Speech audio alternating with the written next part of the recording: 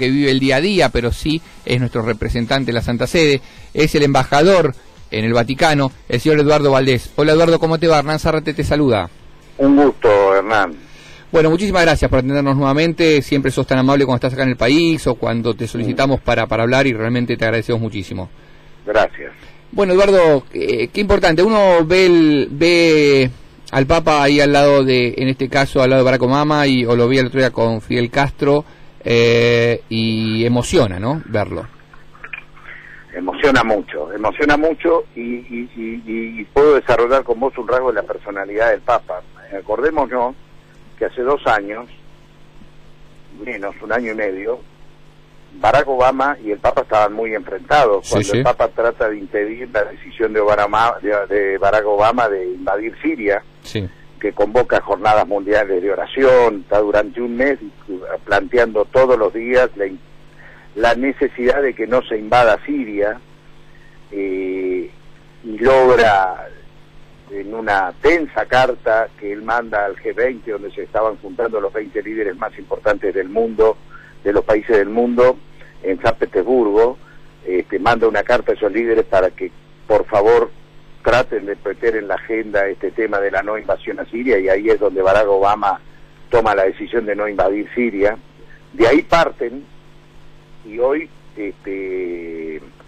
está presente. Bueno, esto habla de la gran cualidad humana que tiene Francisco de liderazgo, que termina concretando hoy el certificado de final de obra del primer puente de los múltiples puentes que él ha lanzado destruyendo muros desde que inició su papado. Y hablo del puente de Cuba con Estados Unidos. Puede decir hoy hemos terminado la obra, y como orgullo latinoamericano es que eso pasa en nuestro continente. Sí. ¿Cuánta autoridad moral más va a tener la palabra del Papa a partir de haber encontrado esta solución?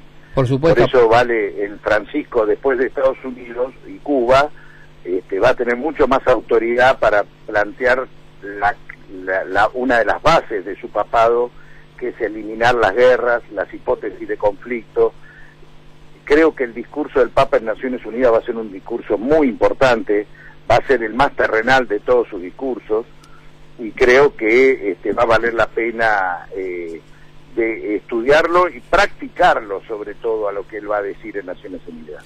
Eduardo, es algo muy importante que vos nombrás, y nosotros hicimos hincapié en base a tus palabras al principio del programa, cuando hablábamos de los puentes que el Papa había hecho, y este era el primero, como vos decís muy bien, que tiene el final de obra, el primero que hizo, pero reconozcamos que el Papa está trabajando muy fuertemente también para Israel y con Armenia, está andando con Corea del Norte y Corea del Sur. Hay muchos lugares donde el Papa está trabajando realmente para que pase lo mismo que, como decís, Estados Unidos con Siria, cuando fue en su momento, o con lo que pasa con Cuba y Estados Unidos. Sin duda. Tienen muchos puentes lanzados. Algunos les va mejor que en otros. Es como vos has dicho, Israel con Palestina, Corea del Sur con Corea del Norte. Se ha metido en el tema Ucrania, sí. Turquía con Armenia, cuando él viaja a ver a Erdogan, que planteaba abrir las fronteras que hace 100 años están cerradas entre Turquía y Armenia. En Cuba, en la misa del domingo en la Plaza de la Revolución, se anima a meterse también en Colombia, felicitando al presidente Raúl Castro por haber prestado la sede de La Habana para que se reúna el presidente Santos, la delegación del Poder Ejecutivo de Colombia, con los dirigentes de las Fuerzas Armadas Revolucionarias de Colombia para terminar esa guerra que lleva tantos años. Sí. En fin, yo creo que y se va a meter en muchos más después de este final feliz que significa la mediación entre Cuba y Estados Unidos, ¿no? Eduardo, yendo directamente al Papa, tenemos que aprovechar, sos lo más cercano que tenemos del Papa, sin duda, es como tener al Papa un poco más cerca cuando hablamos con vos. No, pará, yo soy un pecador, el Papa es un santo. No, pero tenerte cerca realmente, porque sos una persona que obviamente obviamente lo conocías cuando era Jorge Bergoglio y también ahora cuando es Papa, y uno lo ve, en un momento me acuerdo de la charla que tuvimos con vos la otra vez, hablamos de este crecimiento del Papa cuando el Espíritu Santo de alguna manera intervino en él, porque se lo ve renovado, y lo vemos ahora sentado ahí, obviamente con todo un cansancio que tener encima, sin embargo está renovado, está nuevo. Es algo increíble lo de él, ¿no? O sea, cuanto más actividad tiene, más vitalidad tiene. Él, yo reiterando un poquito eso que es muy lindo, lo que yo creo, convencido, porque debo decir que para mí, hasta que Jorge Mario Bergoglio fue electo Papa, el Espíritu Santo, yo creía que era una figura gráfica, la palomita, ¿no? Claro. Pero creo que en el caso de él, el Espíritu Santo, que dice, la teoría católica dice que es el que inspira a los cardenales para elegir al sucesor de Pedro. En el caso de él, esta palomita entró a trabajar desde el día que cumplió 75 años, que corresponde que claro. todos los obispos o cardenales renuncien a su cardenalato. Claro. Él la presentó a la renuncia apostólica y había gente de mucho poder dentro de la Iglesia que querían aceptársela inmediatamente. Te doy el caso del secretario de Estado, que es el número 2 del Papa, Tarcisio Bertone, que estaba muy enfrentado a Jorge Bergoglio, y el propio nuncio que estaba acá, esto es público, Bernardini. Sin embargo, Benedicto XVI nunca se la aceptó. Claro. Y llega con 76 años y medio a este cónclave sin ninguna expectativa, que el sueño de él era solamente poder participar y decir todo lo que pensaba, y a partir de ahí es electo.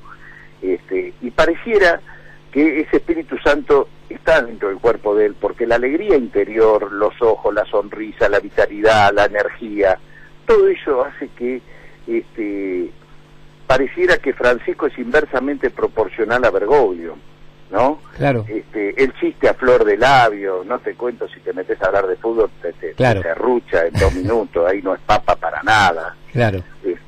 Tengo una anécdota de un hijo mío que le llevó en una audiencia general una camiseta de River, y él venía mirando, venía pispeando qué le daban por poner.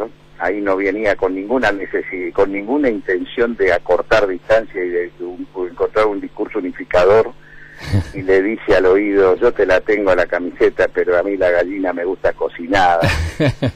Y cuando mi hijo le llevó por segunda vez la camiseta, porque jugaba River la final en la Copa en Japón, lo empezó a mirar de lejos y le dijo: menos mal que no es la de Huracán. Ahí ese chiste permanente, un día yo, cuando deje de ser embajador y él ya no sea más papa, seguramente voy a nada más que escribir un libro de anécdotas de la simpatía de Francisco, que la noto en cada vez que uno se lo cruza, se lo encuentra, cosas que no sucedían a veces cuando estábamos en Buenos Aires, ¿no? Claro. Entonces ese es el Espíritu Santo, yo no tengo duda. Cuando a él le hablan de la seguridad, de por qué ignora tanto claro. las medidas que lo amenazan. Sí, fue un tema dice, fundamental, ¿no? En el principio fue un tema fundamental. Pero él dice una cosa tan simple. Él dice: sí, yo que soy creyente, sí. Dios me puso a los 76 años y medio acá es para hacer lo que estoy haciendo, y me sacará cuando sea necesario. Claro. Una cosa tan natural. Claro. Bueno, ¿no? Ahí está, ¿no? Hablamos el Papa de los hechos, el Papa de las cosas simples, ¿no? El Papa que pregona con su ejemplo lo que habla y lo que pregonó toda su vida, que por ahí, obviamente, nosotros en Argentina, haber sido Bergoglio, lo conocemos un poco más, pero hay gente en el mundo, obviamente, que no lo conoce. Eso revoluciona más, ¿no? El que todos los días, tengo entendido, se levanta muy temprano, como a las 4:30 de la mañana. Él ¿no? hace la misma vida que hacía claro. en Buenos Aires, debo serte honesto. Él en Buenos Aires también se levantaba muy temprano, claro. rezaba su misa a las 7 de la mañana, sí. A las 8:15 empezaba con las reuniones. Allá también... el almorzar con la gente, ¿no? El almorzar con sus pares, digamos, también. Bueno, pero ahí, fíjate vos, él es un cura de comunidad, claro. es un jesuita, y los jesuitas viven en comunidad. Entonces, cuando él vivía en San Miguel, donde está la casa del provincial de los jesuitas, ahí viven 40 curas junto con él, claro. Y entonces almuerzan en el mismo lugar, hacen turnos y a uno le toca lavar la vajilla por día, comparten el desayuno, el almuerzo, la cena, y esta es la vida que él lleva en Santa Marta. Le gusta más esa vida en conjunto con otros que estar en el Palacio de los Papas con claro. corte de servicio y todo esto, que no es la vida de él, sino es la que practicó. Eduardo, ¿cómo lo toma la gente? Te voy a decir, sí. él extraña mucho Buenos Aires. ¿Por sí. qué? Porque él era un cura callejero, le gustaba andar en subte, le gustaba andar en colectivo. Sí. Cada vez que él iba a hacer un bautismo, un casamiento, los sábados por la noche, los de la familia a la cual le hacía el servicio lo querían llevar a su casa. Obvio, claro. A donde él vivía, acá en la catedral, en un departamentito de 40 metros. Y a él le decía que no, que se quería volver en colectivo. ¿Y sabes por qué? ¿Por qué? Él me dijo que voy a hacer una confesión, que es lo que más extraña de Buenos Aires. Cuando él tomaba el colectivo a la noche, o el subte, sí. antes de llegar a la catedral, sí. él se iba a una pizzería y comía unas buenas pizzas. Claro. Extraña las pizzas de Buenos Aires. Claro. Eso es lo que extraña. Bueno, eso es lo que yo te iba a preguntar, ¿no? Porque vos fíjate, para él es una manera de en Santa Marta va a comer, almorzamos, le decimos a la gente, igualmente todo el mundo lo sabe, pero él va y come realmente con toda la gente que está ahí, se sienta, come, agarra su bandeja, lo mismo que hacen todas las personas. También es un cable a tierra para él, ¿no? Estar en contacto con gente común. Sin duda. Porque él está acostumbrado a eso, nació para eso, vivió para eso y trabajó de esa manera siendo... Es la forma que él tiene de trabajo, trabajar en comunidad, y ahí toda la gente... En Santa Marta el 30% de los que habitan el hotel son gente del equipo de él, el secretario de Estado, todos los funcionarios del Vaticano viven ahí con él, en el mismo lugar, y el 70% son pasajeros que van, claro, y que increíblemente se comparten con el Papa el desayuno, el almuerzo. Claro, imagínate eso.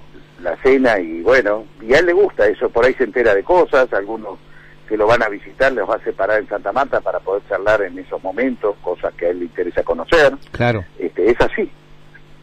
Eduardo, ¿pudiste llegar a ver la película Francisco? Me encantó. ¿Sí? ¿Te gustó? Me encantó. Es sobre el libro de Isabela Piqué, ¿no? Isabela Piqué. Claro. Sí, esa cosa, la de Grandinetti, sí. Sí, la vi. Me invitaron a verla a un mes antes que se estrene, un viaje que hice a Buenos Aires, en los estudios ahí de Disney, en la calle Malavera, ahí en Olivos. Sí. Sí, la vi, me gustó mucho.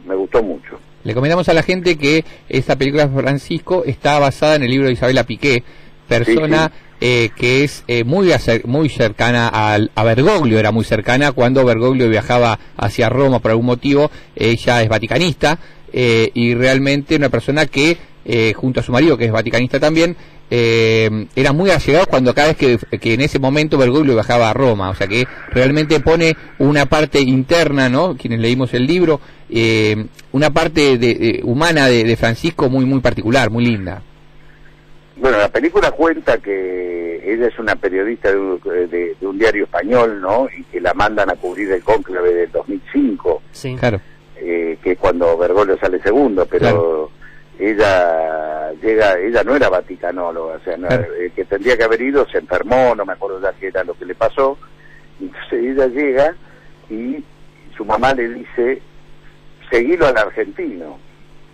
Entonces llega y empieza a hablar con vaticanólogos muy importantes, y le empieza a hablar, ella pone el nombre del argentino y se le reían todos, y dice, ¿quién es el argentino? Se nota que sos una recién llegada, claro, y ahí quiere conocer ella al argentino, y lo conoce, y le pregunta si él ve, y él le dice que no, y ahí forjan una amistad. Cuando él termina saliendo 3 veces votado con 45 votos, al final pareciera que Elisabetta fue una preclara, y eran las ganas de su mamá. Claro. Y bueno, eso fue formando una gran amistad entre ellos, sí, claro. Ahora, ¿y cómo? A ver, cuando vos te encontrás con él, ¿tenés audiencias por ser embajador o de alguna manera lo encontrás en lugares comunes en determinados momentos? No, yo trato de ser el más respetuoso del protocolo vaticano. Yo lo veo a él cuando corresponde al embajador que lo vea. Claro. Si él me llama para hacer una consulta, voy, pero normalmente trato de respetar el protocolo, porque no me parece bien que, aprovechando la nacionalidad en común, yo tenga alguna preferencia con respecto a otro. Me cuesta, Yo lo veía mucho más cuando no era embajador que cuando soy embajador. Mira. Pero bueno, yo creo que está bien, que corresponde de no abusar de esas cosas. Bien, y Eduardo, tengo una consulta, o sea, más como lo conocés vos y demás, ¿qué lectura haces en alguna parte? Viste que hubo algunos medios que criticaron, más que nada escritos, el hecho de juntarse con los Castro, tanto con Raúl como con Fidel, y no tanto con los disidentes, o en realidad que no había disidentes, y se generó un poco de polémica desde mi punto de vista, a ver, innecesaria, pero no sé cuál es tu lectura, vos que lo conoces más a Francisco. Yo creo que el Papa va con un objetivo a este viaje, que es concretar la mediación que le pidieron. Y para eso el que se lo pidió fue Barack Obama, y después él logró que Raúl Castro, según cuenta, eso me lo contó, que cuando Kerry, el secretario de Estado Vaticano, lo va a visitar a Roma y le pide esta mediación, él lo convoca al cardenal Ortega, que es la autoridad máxima de La Habana, de la Iglesia Católica, para que sea el portador de una carta manuscrita de él, en inglés y en español, una para Castro exactamente igual, otra para Obama, y que cuando Raúl Castro la lee, se la entrega el cardenal Ortega, a los 3 minutos acepta la mediación, y después él va hacia Estados Unidos, el cardenal Ortega, y hace lo mismo con Barack Obama, que estaba de acuerdo de antes, porque había Kerry, secretario de Estado Vaticano de Estados Unidos, había sido el que lo había pedido en nombre de Obama. Y bueno, yo creo que el Papa fue con un objetivo, no fue con el hecho de confrontar con el presidente, y me parece correcto lo que ha hecho, porque lo que va a valer en la historia es lo que logre en cuanto a la construcción definitivamente de este puente y la destrucción de ese muro, que en la anécdota de si estuvo con tal o con cual, me parece que no corresponde al objetivo del viaje que él se encomendó. Claro, claramente, es así. Bueno, es más o menos lo que analizaba yo, pensaba, como vos decís, acá había otras cuestiones que abrir o que hablar, más que entrar en esta polémica sin sentido. Que aparte, Francisco... Pero ¿sabés qué? Yo creo que en la vida uno puede pararse ante mirar el vaso o lleno o querer verlo medio vacío. Yo soy de los que me gusta más ver siempre el vaso lleno, y por lo tanto yo jamás iba a tratar de preguntarle, como le preguntaron ahí en la conferencia de prensa, por lo que no sucedió. Claro. Fue tan fuerte lo que sucedió, claro, que vale la pena exactamente, tal cual. Y te hago una consulta, Eduardo, ¿con qué nos vamos a encontrar? Porque bueno, ahora va a hablar en el Capitolio, la primera vez que un Papa va a hablar en el Capitolio, algo por demás importante, ¿no? Como símbolo político estamos hablando, ¿no? Por ahí en sí, pero que un Papa ingrese al Capitolio a hablar realmente es histórico. Y por otro lado, ¿con qué nos vamos a encontrar en Naciones Unidas? Yo creo que en el Capitolio el Papa va a hablar de las cosas en común que tiene con Estados Unidos. El Papa es un gran anfitrión en el Vaticano y es un gran huésped cuando lo invitan. Así como en Cuba tuvo la deferencia de ir a visitar a Fidel Castro, que no estaba en agenda, sí, él se va a comportar de la misma manera en Estados Unidos. No donde va a ser el gran discurso terrenal de plantear las diferencias que tiene con los países más poderosos, los que fabrican las armas, los que venden las armas, los que atentan fundamentalmente contra la paz, los que degradan el ambiente, que lo sufren los más vulnerables, los que son víctimas del capitalismo financiero, todas cosas que él ha escrito en la Laudato Si, en la encíclica del ambiente, el Alabado Seas, o en la alegría del Evangelio, el Evangelium Gaudium. Todo eso yo creo que lo va a plantear en la Asamblea General de Naciones Unidas. Que está bien, ¿no? Por otro lado es Naciones Unidas. Es el espacio común del mundo. Claro. Sí, no es, ahí no es solo Estados Unidos, ahí estamos hablando del mundo en general, que es donde se junta. En ese lugar creo que va a ser el discurso más altamente político. Pero como él, en esto quiero aclarar, son discursos políticos pensados desde la doctrina social de la Iglesia, no desde los sismos que a nosotros nos gusta meter, no hace más que bajarle el precio. Exacto, sí, y lo digo yo como peronista, que me encanta que a veces digan que él piensa como yo, sí, pero en verdad el peronismo se nutre de la doctrina social de la Iglesia, de la encíclica Quadragésimo Anno, del Renum Novarum, y lo que hace el Papa es desde ese lugar, desde la doctrina social de la Iglesia y desde su programática, que lo ha dicho, que son las bienaventuranzas: bienaventurados los pobres, porque ellos será el reino de los cielos; bienaventurados los que luchan por la paz; bienaventurados los que luchan por la justicia. Bueno, desde ese lugar él separa, si alguno coincide de los sismos terrenales que se han organizado los hombres para poder mejorar la vida, mejor. pero lo que quiero decir es, el Papa se planta desde lo más profundo de la esencia del catolicismo.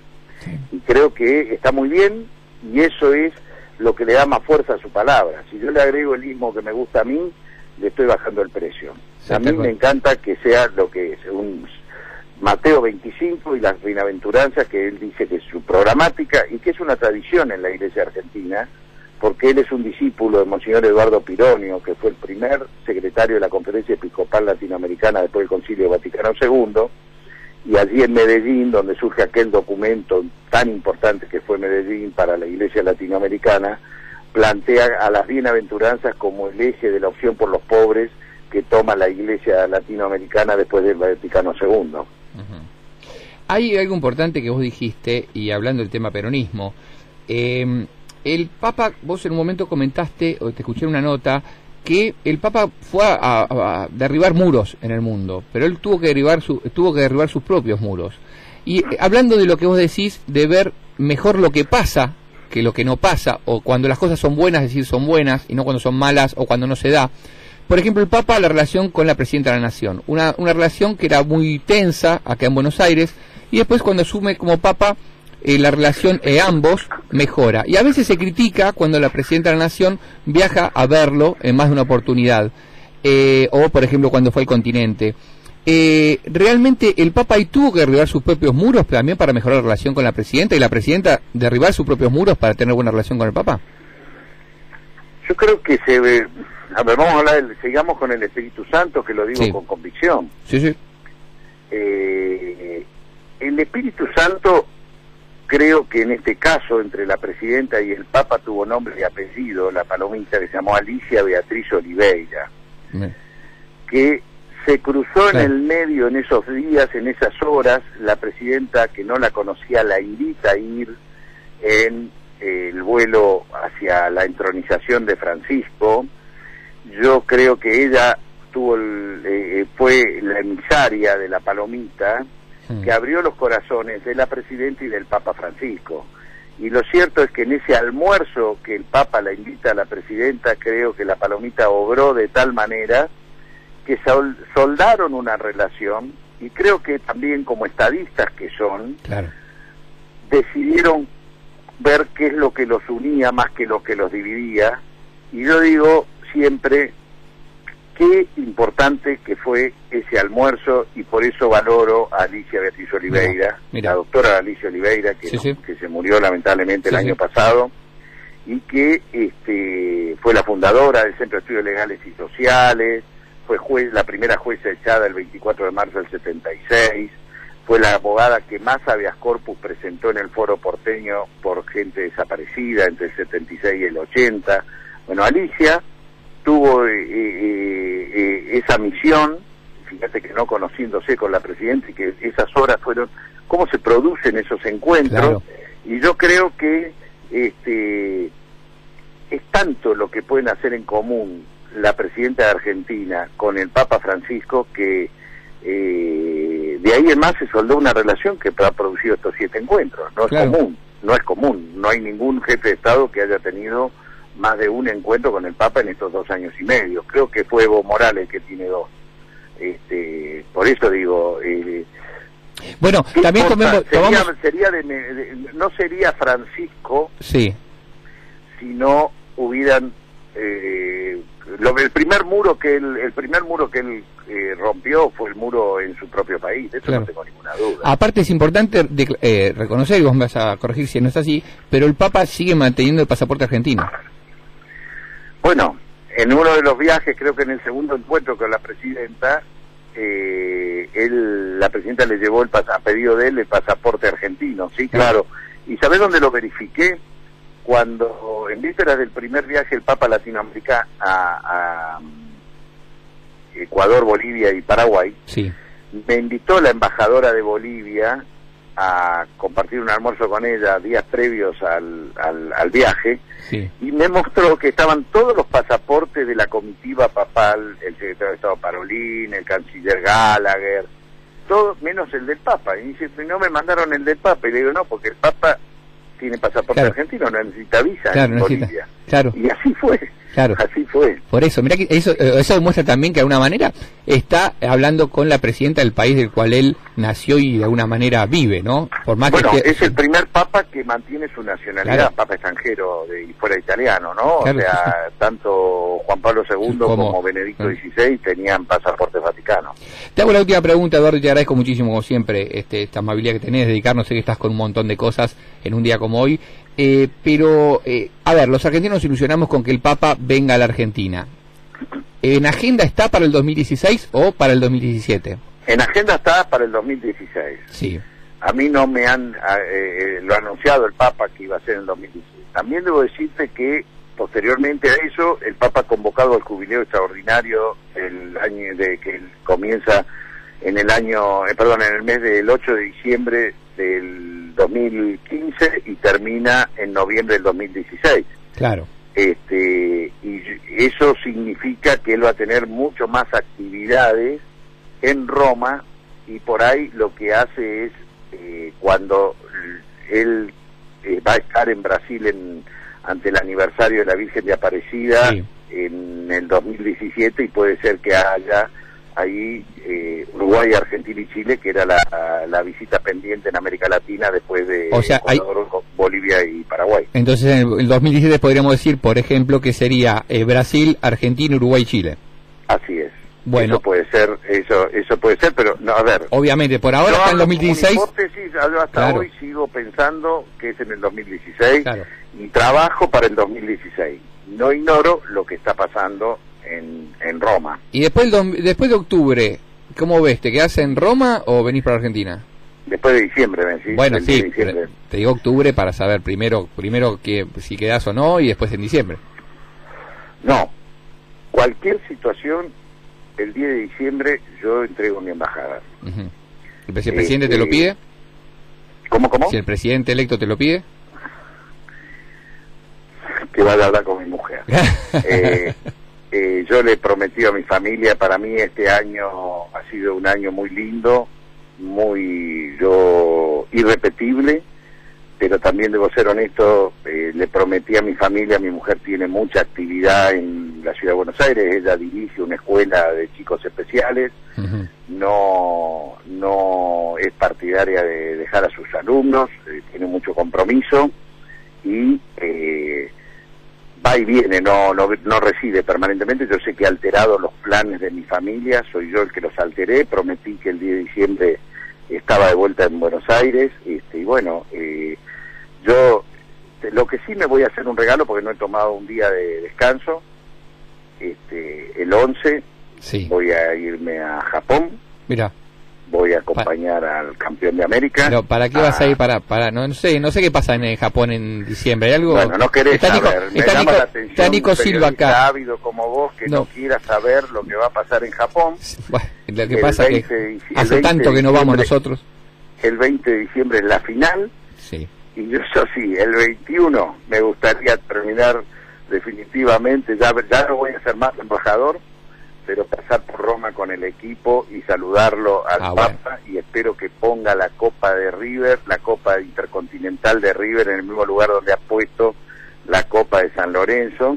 Claro. Porque la verdad que si se despierta Miguel Ángel Buonarroti, se muere porque le puso la Copa de San Lorenzo y la camiseta en el Museo Vaticano. Pobre Buonarroti, se levanta tanto trabajo para que les pongan esto ahí. Así que vos querés que acompañe otra copa ahí. Ahí no metes un poco. Le dije al Papa, ¿cómo puede ser que haya puesto esa copa y esa camiseta ahí en medio de los museos? Me dice, no me digas, tan alcahuetes son que pusieron esa copa, la voy a mandar a sacar hace un año, que no llega, parece el general Alay, aquel que no llegaba nunca a reprimir a Rico. Bueno, el cura encargado de mover eso nunca llega. Nunca está, no está, está muy ocupado. Cuando terminás de recorrer los museos vaticanos, aparece la última pieza cultural, la Copa de San Lorenzo y la camiseta. Viste, mirá que ahí sí ganó la Copa Mundial de Clubes, ¿viste? Ustedes, bueno, ahora nos metés un poquito de presión a los que no estamos muy interesados con que River gane. Pero como argentino. No, por eso, ahí ya me pones un poquito más de ganas, porque si ganan y van a ir a visitar al Papa, y bueno, ya me pone un poquito más de ganas. Te pareces al Papa. En esa no es Papa. En eso ahí no son los sectarios y excluyentes sanlorenseños. No, Eduardo, te mando un abrazo grande, realmente te agradecemos muchísimo, sos muy amable, Y realmente Muchas también gracias. felicitarte por tu trabajo, todos los que Bueno. sabemos el muy buen trabajo que estás haciendo en el Vaticano, Muchas gracias, y a los argentinos muchas que gracias. van también nos hace sentir. Vengo, ojalá se concrete el viaje, porque entonces habré logrado lo que me proponía, pero bueno, lo más lindo sería acompañar a Francisco en su ingreso a la ciudad de Buenos Aires, pero bueno. Seguro vas a estar, seguro vas a estar ahí. Bueno, pero lo lindo era acompañarlo a él siendo embajador, pero bueno, es una pequeña frustración que la factura se la voy a dejar, pero por ahí es la penitencia que tengo que pagar para que River sea campeón del mundo. Y, por ahí viene por ahí el tema. Claro, él no viene para permitirme que yo vaya a ver a River en esos momentos. Bueno, pide una licencia a tu mujer de 6 meses y, claro, y venís para acá. La última licencia. Si yo les cuento lo que me hizo el Papa con mi mujer, el día que yo presento cartas credenciales, sí. Yo le había dicho a la presidenta cuando me ofreció el cargo que yo primero tenía que hablar con mi mujer, le conté esta situación. Y la verdad que cuando hablé con mi mujer me dijo ni. Y yo agarré más la I que la N. Pero como banca siempre, bueno, quedamos en que venía conmigo un año de sacrificio así a ella, porque sé lo que ama, lo que hace, ¿no? Sí, obvio. Y cuando llegaba la presentación de cartas credenciales, el Papa la conoce a mi mujer por fuera de mí. O sea, él estaba muy atento acá a la cuestión educativa en la ciudad de Buenos Aires y conoce la escuela. Y entonces cuando llego, primero el protocolo establece que él habla solas conmigo, hablamos de las cosas que teníamos que hablar y después entra mi familia a saludarlo a él y a hablar un rato con él. Y lo primero que le dice a mi mujer es, ¿qué hace usted acá? Usted tiene que estar en Buenos Aires, es más importante en Buenos Aires que estar acá. Usted diga que el Papa la mandó en misión, eso es casi una herejía en el Vaticano, que requieren que uno esté casado en primeras nupcias. Claro. Y mi mujer se la tomó en serio. ¿Te das cuenta vos? Y le hizo más caso al Papa que a mí, entonces va y viene, participa de las ceremonias, que es imprescindible estar, pero está más tiempo en Buenos Aires con su escuela. Pero así me destruyó todo lo que yo había construido. Y él, cuando se lo reclamé, me dijo, eso pasa por haberle hecho más caso a la I que a la N. Así me respondió. Un amigo. Un amigo. Pero bueno, no, yo me he comprometido y creo que yo soy el delegado de la presidencia. A ver, un embajador es el representante de un jefe de Estado ante otro jefe de Estado. Claro. Y yo sé que hoy la embajada argentina en el Vaticano, al menos para mí, y yo creo que para cualquiera que analice la política internacional, es la embajada más importante que tiene la Argentina en el mundo, mientras Francisco sea el Papa. Y es legítimo que quien sea jefe de Estado de la Argentina ponga una persona de su máxima confianza en ese lugar, y es así. Y es así, porque uno habla en nombre del jefe de Estado al que representa. No, obviamente. Y me parece muy bien que sea así, que no me escuchen mucho los diplomáticos de carrera, pero yo comparto esto de que un jefe de Estado, un embajador es la persona que el presidente delega para que hable al jefe de Estado del otro país como si fuera el propio presidente. Y eso es. Y entonces tampoco me soy de atornillarme a los cargos, pero bueno, no le voy a macanear. Más pesa mi mujer que obviamente eso que estoy diciendo. Obviamente. Vos sos embajador ante la Santa Sede, pero en casa manda la mujer, ¿o no es así? No tengas ninguna duda. Bueno, no tengas ninguna duda. Eduardo, te mandamos un abrazo grande, realmente te agradecemos. Un abrazo, gracias. Y es un placer escucharte siempre. Bueno, con nosotros Eduardo Valdés, embajador ante la Santa Sede. Ya te es.